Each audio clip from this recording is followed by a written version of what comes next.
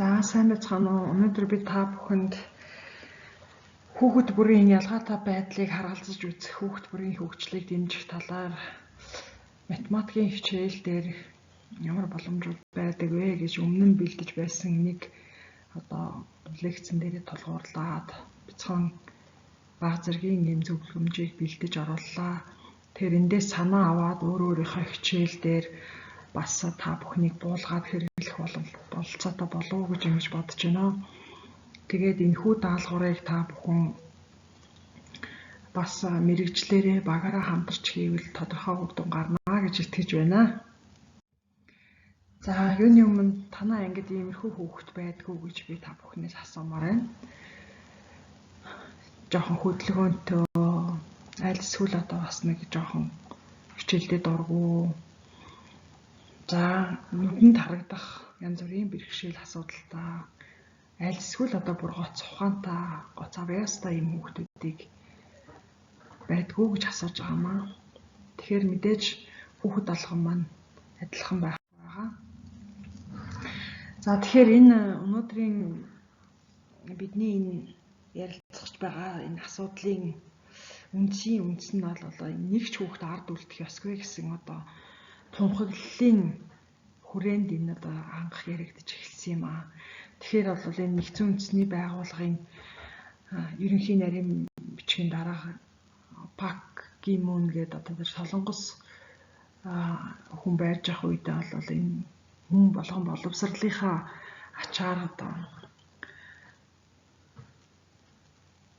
маш чанартай амьдрах бололцоотой юм а гэсэн энэ санааг дэвшүүлж нэг ч хүүхэд ард үлдэх ёсгүй, no child left behind гэдэг энэ тунхаглалыг гаргасан байдаг. За тэгээд энэ тунхаглалыг нэгдсэн үндэсний байгууллагын гишүүн орнууд мөн дэлхийд даяараа энийг хүлээн зөвшөөрч хэрэгжүүлж эхэлсэн байгаа. Үүний нэг нь Монгол улс байгаа. За тэгээд Монгол улсын боловсролын асуудал эрхэлсэн төрийн захиргааны төв байгууллага маань бас энэ асуудлыг бас нэлээд ингэж чухалчилж бодлого хөтөлбөр үйл ажиллагаанд тусгаж ингэж явж байгаа. Тэгэхээр яг энэ үзэл санаа маань өнөөдөр хичээл бүр дээр багш бүр хэрэгжүүлэх юм шаардлага гарч ирж байгаа учраас бид нар багшийн хөгжлийн хөтөлбөрийнхөө нэг үйл ажиллагааг энэ хүүхэд бүрийн ялгаатай байдлыг харгалзаж үзэх даалгаврын сан бүрдүүлэх гэж сонгож авсан байгаа билээ. Тэгэхээр ер нь энэ асуудлыг яагаад ярих болсон бэ гэхээр хүн бүрийн хурууны хэв болон ДНК нь өөр байдаг. Түүнтэй адилхан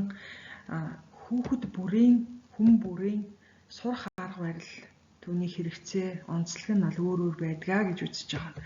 Тухайн хүүхэд өөрийн гэсэн сурах арга барилыг илүү үздэг, тэр нь үр дүнтэй байдаг ийм онцлог бол байдаг. Тэгэхээр тухайн ангид байгаа 30 хэдэн хүүхэд байх юм бол 30 хэдэн л янзын өөр аргаар суралцах бололцоотой байх нь. Тэгэхээр багш нэг янзын үйл ажиллагааг явуулчаад хүүхэд болгоноос үр дүн хүлээнэ гэдэг бол боломжгүй асуудал юм аа гэж үзэж байгаа. За энийг үлгэрлэж харуулах юм бол энэ нэг зургийг та бүхэн бас өмнө нь харж ирсэн байх. Шудраг байх үүднээс та бүгд ижлэхэн даалгавар өгнө гэд бүгдээрээ энэ мод руу авираарай гэвэл энэ янз бүрийн ийм онцлогтой амьтад маань бүгдээрээ мод руу авирч чадахгүй ижлэхэн даалгавар байгаа боловч энэ шудраг биш байх нөхцөлийг бүрдүүлж өгч байгаамаа. За тэгэхээр энэ ялгаатай байдал үүсэх маш олон төрлийн шалтгаан байна гэж үзэж байгаа.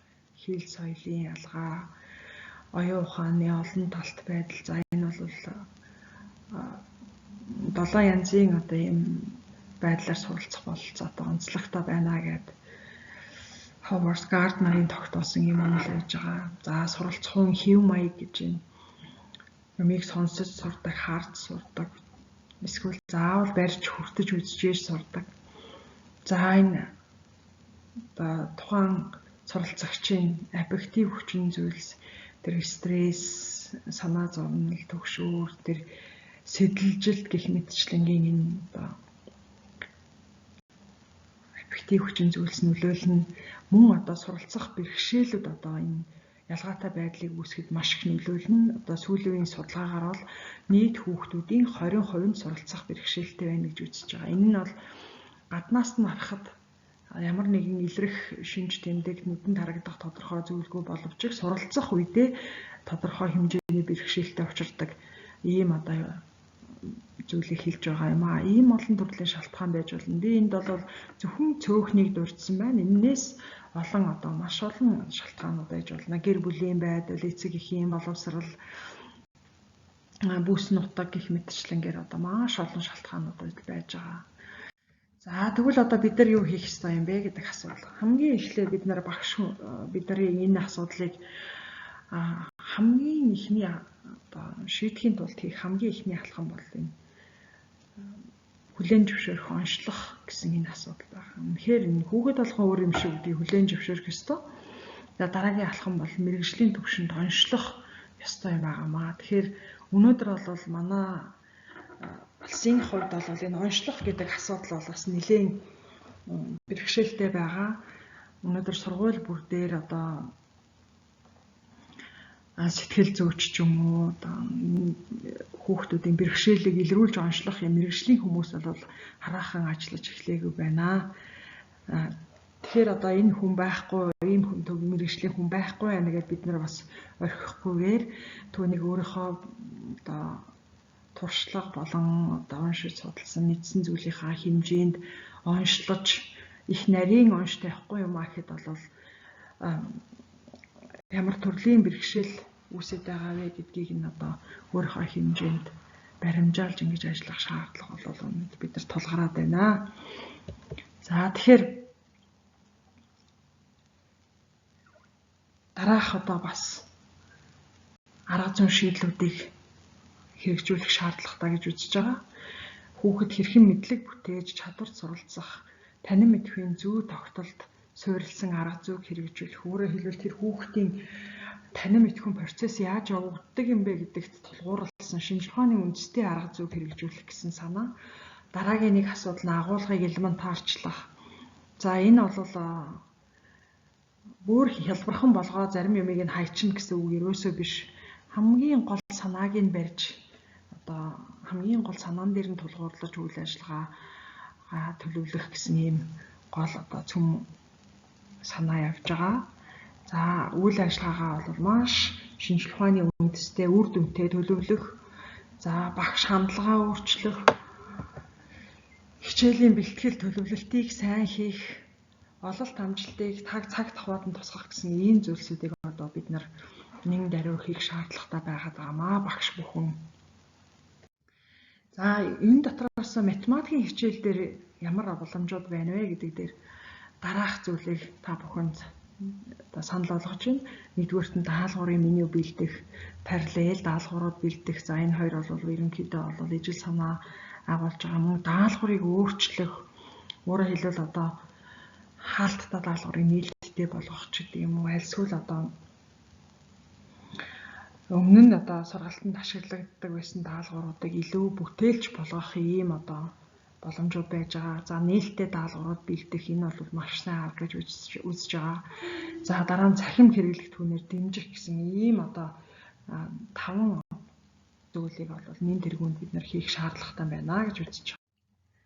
За би та бүхэнд нэгэн жишээг харуулъя гэж бодож байна. Энэ бол бас математикийн хичээл дээр энэ ялгаатай байдлыг харгалзаж үзэх гэдэг нь ямар учиртай зүйл вэ гэдгийг илүү сайн тодорхой болгож өгөхөд их тохиромжтой жишээ гэж би та бүхэн сонгож авсан юм аа.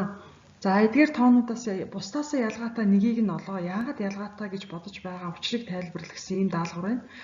Тэгэхээр энэ дээр бол ямар ч хүүхэд хариулах боломжтой. Бүр ерөөсөө хамгийн наад зах нь хэтэл 4 байна. Энэ бол нэг оронтой тоо юм аа гэдэг ингээд даалгаврыг гүйцэтгэж байгаа. За дараагийн хүүхэд гэхэд 81 байна. Энэ бол сондгоо тоо байна. Энэ бол илүү нарийн ингээд нөгөө түрүүчийн хүүхдээсээ илүү нарийн ингээд шин чанар руу ороод эхэлж гин гэсэн үг. За дахиад бүр дараагийн шатны хүүхэд нь 48 бол тооны квадрат биш байна. Бусд нь бол тооны квадрат байна гэх. Ингээд хариулчих болж байгаа. За гэтэл бүр нэлээд нарийн хариулсан хүүхэд 48 бол 2 3 гэсэн анхны үржигдэхүүн задарч байна. Бус нь бол дандаа нэг төрлийн анхны үржигдэхүүн задарч байна. Ганцхан одоо тооны юунууд ганцхан тооноос бүтсэн үржигдэл задарч байна гэсэн ийм одоо хариултыг өгч болж байгаа юм. Тэгвэл бүр хамгийн энэ даалгаврыг сайн хийсэн хүүхэд эдгээрийг бүгдийг маш олон янзаар хариулж болноо. Жишээлбэл ийм хувилрууд байж болноо. Ингээд хариулах боломжтой байгаад байгаамаа. Тэгэхээр энэ дээрээс ингээд харахаар яг нэг даалгавар хэрнээ хүүхэд болгонд хариулах боломжтой байж гэнэ гэдэг маань энэ даалгаврын сонголт бол маш боломжтой болсныг харуулж байгаа. Тэгээд энийг судлаачид бол бас юу яасан байгаа юм л да. Өмнө нь багш нар болохоор хүүхдүүдэд нэгэн төрлийн арзмэрийн нэг л хэмжээний гутал өгчөөд бүх хүүхдийг өмсгээд ингэж одоо шаардж байгаатай адилхан арга зүгээр хичээлийг зохион байгуулж байжээ. Жишээлбэл одоо нэг 36 арзмэрийн гутал өгөхөд бол яг тэнд таарах хөлтөө хүүхэд байна.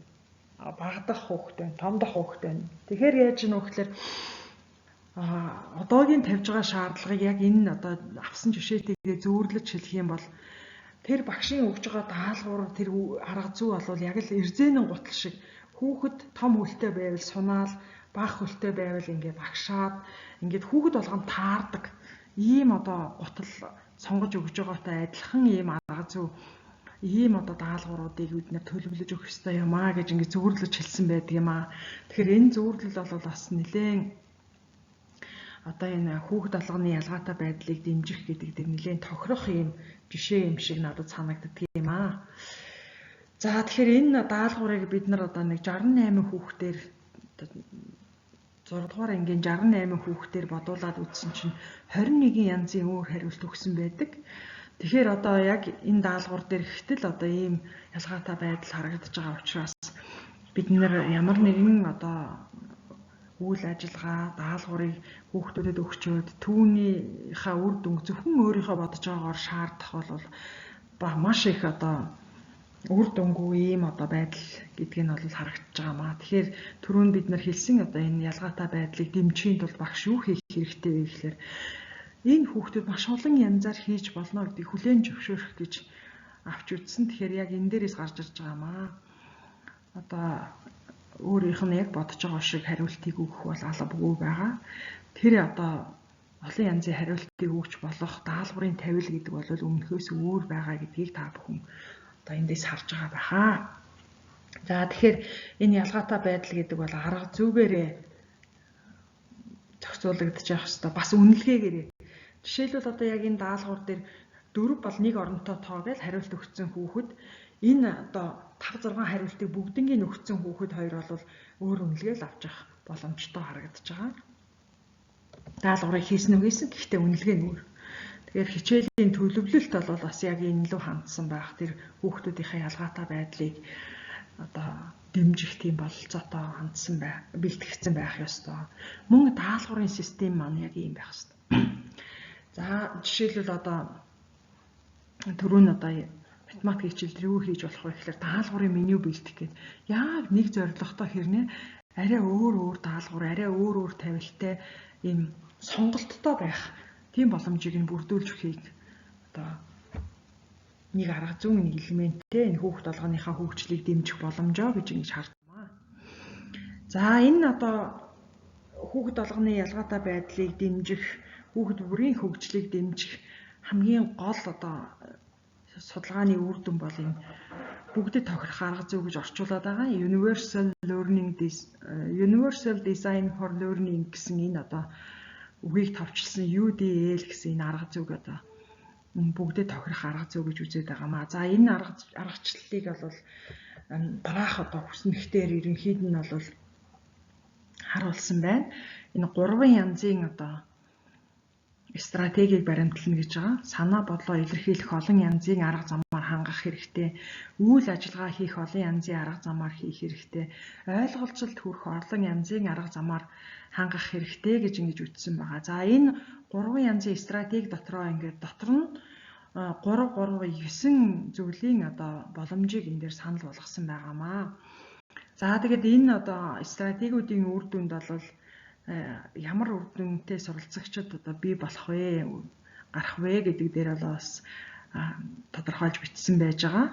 Тэгэхээр та бүхнийг энэ хүснэгтэн дээр бас тогтож ажиллаад өөрийнхөө хичээл дээр буулгаад ингэж авч үзээсэй гэж ингэж хүсэж байна. За мөн одоо энэ санааны хүрээнд та бүхэн одоо сургууль алган дээр тэр сургалтын үйл ажиллагааг дэмжих тусгай хэрэгцээт боловсролын арга зүй одоо багангийн жишээн дээр 172 шинэлэг санаа гэсэн энэ номыг одоо хөрвүүлсэн байгаа. Тэгэхээр энэ номноос санаа аваад яг өөрийнхөө хичээл дээр одоо энд яригдж байгаа зүйлсийг одоо өөрийнхөө хичээлийн онцлог дээр буулгаад тэгээд одоо миний хичээл дээр ийм даалгавар байвал болох юм байна. Даалгаврын меню одоо ийм байдалтай одоо хүүхдүүдэд санал болгол илүү одоо боломжтой юм байна гэсэн санаануудаа тусгаад л одоо тэр даалгаврынхаа санг бүрдүүлэх юм даалгавар байгаа юм шүү. Манай хөтөлбөрийн маань хүрээнд байгаа даалгавар. За ингээд та бүхэнд бас дараагийн одоо санаагаа энэ дээр бас дүгнэлт байдлаар ингэж хүргэе. Тэгэхээр суралцагчийн ялгаатай байдлыг хүлээн зөвшөөрөх, хүндэтгэх, суралцагчаа судлах, онцлох, хичээлийн бэлтгэлээ сайн хангах, даалгаврыг олон түвшинд сайтар төлөвлөх, мөн цахим технологиг ашиглах, за гинтийн зүйлийг хүлээж авахд бэлэн байх, суралцагчдын тусламж авах, зөвхөн өөрөө л бүхнийг хийнэ гэж багш нар бол тэр одоо хандлагаа өөрчлөх хэрэгтэй. Эцэг эхтэй хамтарч ажиллах. Жишээлбэл одоо ном уншихад багшийн одоо уншиж байгааг хүүхэд болгон ойлгож чадахгүй байхад эцэг эхчүүдийн одоо уншиж байгааг арай одоо олон өөр хүүхдүүд ойлгох боломжтой байх боломж үндэслэлтэй. Тэгэхээр одоо хүүхдүүдийнхаа уншлагын цаг дээр эцэг эхээ ураад уншуулах ч юм уу гэх мэтчлэнгийн ийм эцэг эхтэй хамтарсан үйл ажиллагаанууд байж болно. Хийж чадаж байгаа зүйл дээрээ дөрөөлж чадахгүй байгаагаа хөгжүүлэх, өөрийнхөө багшлахыг эргэн харах, дүгнэлт хийх, аффектив хүчин зүйлсийг тооцох, нөлөөллийг эргээр ашиглах. Жишээлбэл одоо зорилго дэвшүүлээ, тэр зорилгынхаа төлөө өөрийнхөө бүх үйл ажиллагааг чиглүүлэх ийм одоо сэтэл тэмүүллийг бий болгож байна гэдэг бол энэ тэр хүүхдийн сэтгэлийн хүчийг ашиглаж байгаа маш сайн зүйлээ гэж үзэж байгаа. Олон янзын боломж сонголтоор хангах үнэлгээгээр суралцахыг дэмжих гэсэн энэ одоо санаануудыг та бүхэн хичээл дээрээ хэрэглэж тэр даалгаврынхаа санг бүрдүүлэхдээ ингэж тусгах юм бол нэлээ үр дүнтэй болов уу гэж бодож байна. Ингээд та бүхэнд одоо хүүхэд бүрийн ялгаатай байдлыг харгалзаж үзэх даалгаврын сан бүрдүүлэх ажилд нь амжилт хүсье.